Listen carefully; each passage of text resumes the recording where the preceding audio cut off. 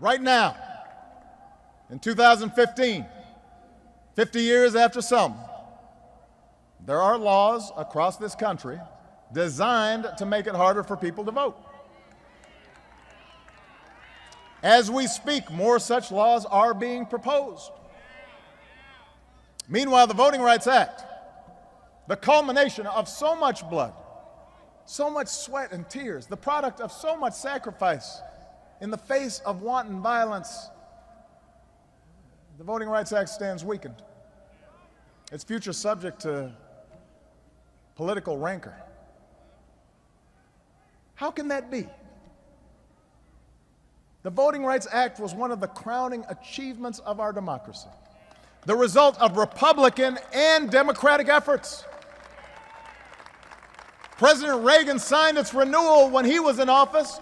President George W. Bush signed its renewal when he was in office. 100 members of Congress have come here today to honor people who are willing to die for the right to protect it.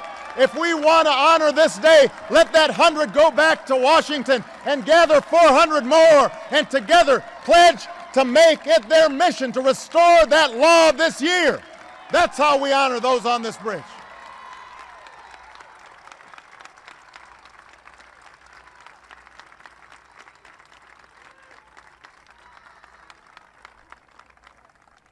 Of course, our democracy is not the task of Congress alone, or the courts alone, or even the president alone.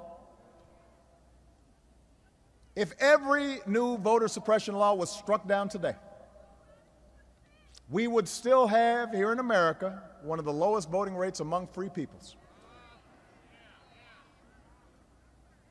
50 years ago, registering to vote here in Selma and much of the South meant guessing the number of jelly beans in a jar, the number of bubbles on a bar of soap.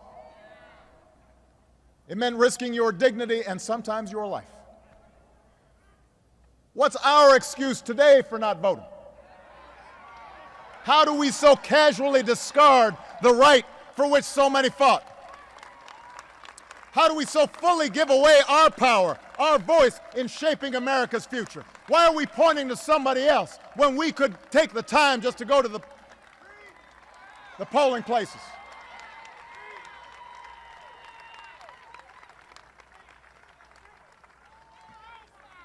We give away our power.